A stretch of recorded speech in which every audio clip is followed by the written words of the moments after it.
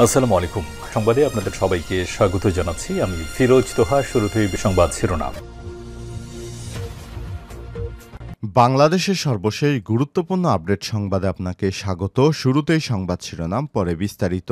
শুরুতেই জানিয়ে দিব, সীমান্তে যুবককে গুলি করে মরদেহ নিয়ে গেল ভারতের বিএসএফ। কুমিল্লা সীমান্তে কামাল হোসেন ৩২ নামে এক বাংলাদেশি যুবককে গুলি করে হত্যার পর তার মরদেহ নিয়ে গেছে ভারতীয় সীমান্তিরক্ষী বাহিনী বিএসএফ। গতরাত ৮টার দিকে কুমিল্লার সদর দক্ষিণ উপজেলার পাহাড়পুর সীমান্তে এই দুর্ঘটনা ঘটে। নিহত কামাল ওই উপজেলার পূর্ব জোরকানন ইউনিয়নের কুরিয়াপাড়া গ্রামের ইদু মিয়ার ছেলে। এরপর জানিয়ে দিব, মধ্যরাতে জাতীয় পার্টিকে নিয়ে সার্জিসের স্ট্যাটাস। অন্তর্বর্তীকালীন সরকার জাতীয় পার্টিকে সংলাপে ডেকেছে। এ নিয়ে স্ট্যাটাস দিয়েছেন বৈষম্যবিরোধী ছাত্র আন্দোলনের অন্যতম দুই সমন্বয়ক হাসনাত আবদুল্লাহ এবং সার্জিস আলম। তারা বলেছেন, জাতীয় পার্টি হচ্ছে বিগত ফ্যাসিস্ট সরকারের দোসর। তাদেরকে কোনোভাবেই অন্তর্বর্তীকালীন সরকার সংলাপে ডাকতে পারবে না। এবারে জানাবো, সংবিধান সংস্কার কমিশন গঠন করে প্রজ্ঞাপন জারি, সদস্য হিসেবে আছেন যারা।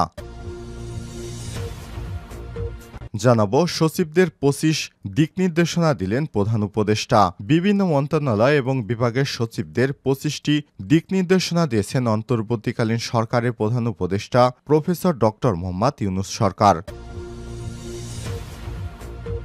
জানাবো, শেখ হাসিনা ভারতেই আছেন। চ্যানেল 24কে জানালেন শেখ হাসিনার ছেলে সজীব ওয়াজেদ জয়। এবং সর্বশেষ জানিয়ে দিব, সাবেক মেয়র ফজলে নূর তাপসের ব্যাংক হিসাব জব্দ। ঢাকা দক্ষিণ সিটি কর্পোরেশনের সাবেক mayor barrister Sheikh Fazle Noor তাপসের bank account জব্দ করা হয়েছে। তার স্ত্রী আফরিন তাপস, শিউলি, ছেলে শেখ ফজলে নাশওয়ান এবং তাদের মালিকানাধীন প্রতিষ্ঠানগুলোর ব্যাংক হিসাবও স্থগিত করা হয়েছে।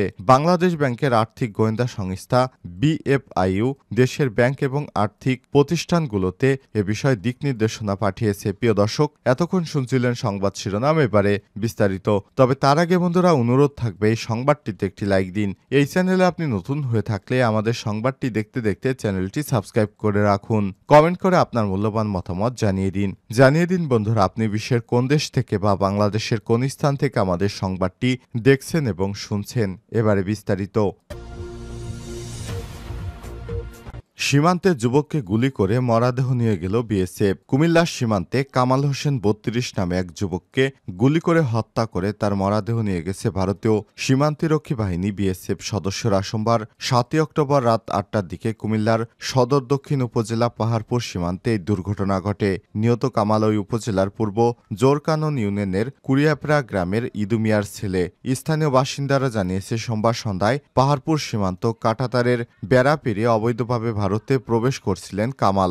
বিএসএফ এর গুলিতে ঘটনাস্থলে নিহত হন তিনি। পরে বিএসএফ তার মরদেহ নিয়ে যায়। বিজিবি কুমিল্লা ১০ ব্যাটালিয়ন অধিনায়ক লেফটেন্যান্ট মোহাম্মদ ইফতেখার হোসেন বলেছেন, প্রাথমিকভাবে জানতে পেরেছি নিহত কামাল ভারতীয় সীমান্তের ২৫ গজের ভেতরে গিয়েছিলেন এবং বিএসএফ এর গুলিতে নিহত হয়েছেন। মঙ্গলবার দুপুর ১টার পর পতাকা বৈঠকের মাধ্যমে তার মরদেহ ফিরে আনা হবে। সদর দক্ষিণ থানা পুলিশের ভারপ্রাপ্ত কর্মকর্তা ওসি রফিকুল ইসলাম বলেন, আমরা শুনেছি, আমরা খোঁজখবর নিয়ে পরে বিস্তারিত জানাতে পারব।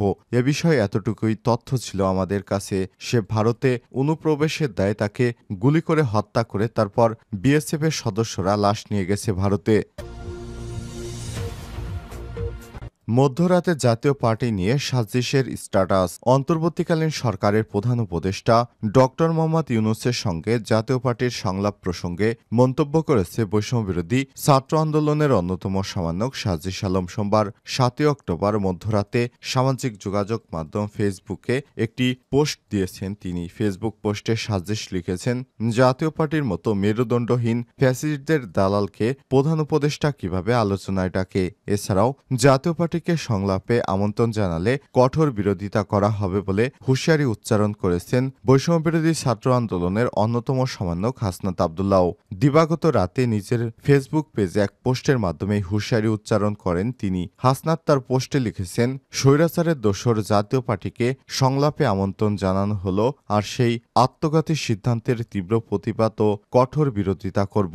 উল্লেখ্য, দেশের গণতন্ত্র ধ্বংস করতে জাতীয় পার্টি সহযোগিতা করেছে বলে জানা গেছে বিগত জালিম সরকারের সাথে দালালি করে দেশকে ধ্বংস করার কারিগর ছিল জাতীয় পার্টি। জাতীয় পার্টির কারণে দেশে সহযোগিতা পেয়েছে আওয়ামী লীগ সরকার।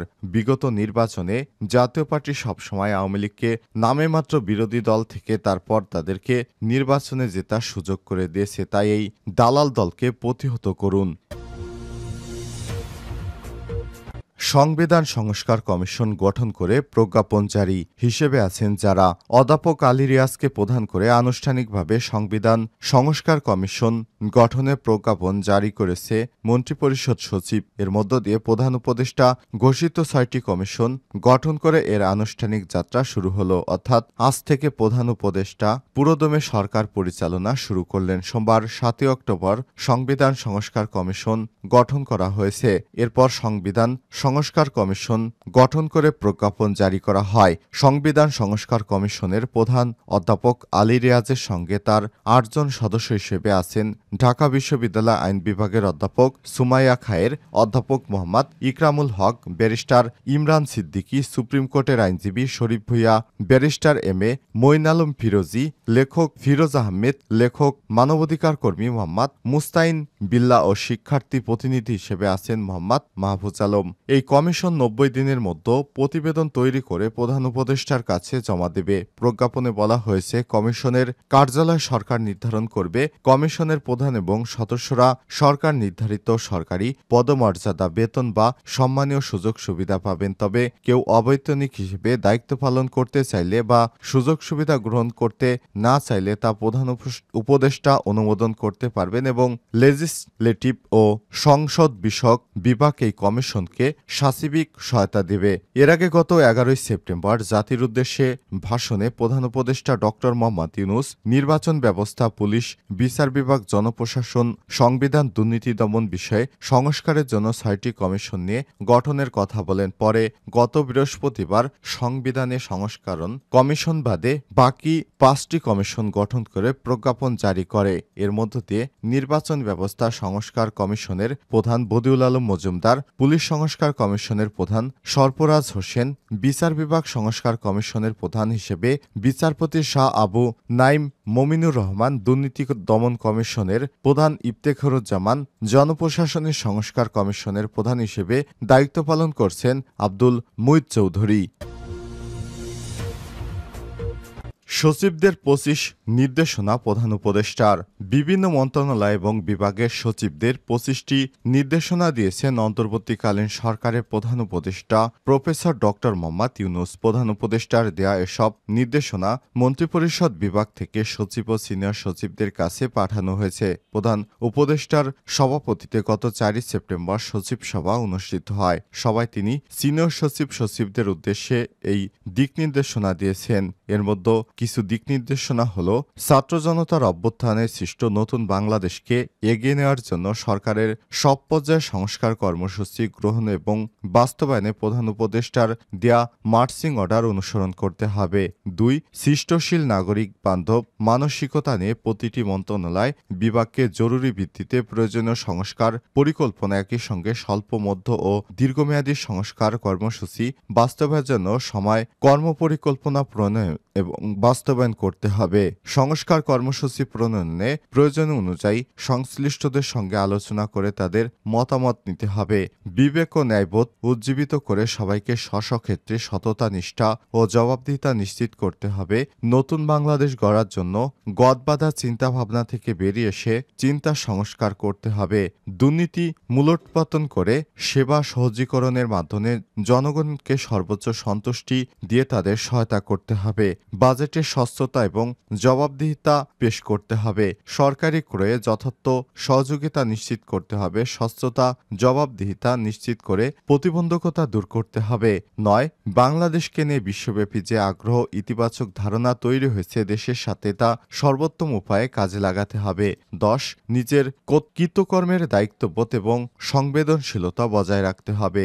সেবা প্রার্থীদের কেউ যেন কোনরূপ ভোগান্তিতে না পড়ে বা বৈষম্যের শিকার না হয় সে ব্যাপারে তথ্য নিশ্চিত করতে হবে। আইনশৃঙ্খলা পরিস্থিতি উন্নতির ব্যবস্থা করতে হবে। প্রতিটি মন্ত্রণালয় ও বিভাগকে অগ্রাধিকারের ভিত্তিতে কার্যক্রম নিতে হবে। জরুরি ভিত্তিতে সরবরাহ নিশ্চিত করে তা অব্যাহত রাখতে হবে। কৃষি উৎপাদন যাতে ব্যাহত না হয় সেদিকে খেয়াল রাখতে হবে। সরকারকে জনবান্ধব সরকারে পরিণত করতে হবে। মানব সম্পদের উন্নয়ন প্রশিক্ষণের মাধ্যমে তাদের পাশে দাঁড়াতে হবে। বিদ্যুৎ উৎপাদন সরবরাহ সঞ্চালন যাতে ব্যাহত না হয় সেদিকে খেয়াল রাখতে হবে। শিক্ষা প্রতিষ্ঠানের শিক্ষা ব্যবস্থা পরিবেশ বজায় রাখতে হবে। গ্যাসের দেশীয় উৎপাদন বাড়াতে প্রয়োজনীয় উদ্যোগ নিতে হবে। খাদ্য সংগ্রহ মজুদ বাড়াতে হবে। আমদানি নির্ভরতা কমাতে হবে। ভোগ্যপণ্যের বাজার নিয়মিত তদারকি করতে হবে। শিল্প উৎপাদন যাতে ব্যাহত না হয় তা নিশ্চিত করতে হবে এবং ২৫ আর্থিক খাতে শৃঙ্খলা ফিরিয়ে আনতে হবে।